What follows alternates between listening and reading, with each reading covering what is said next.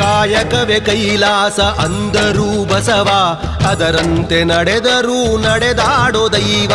ಕಾಯಕವೇ ಕೈಲಾಸ ಅಂದರೂ ಬಸವ, ಅದರಂತೆ ನಡೆದರೂ ನಡೆದಾಡೋ ದೈವ.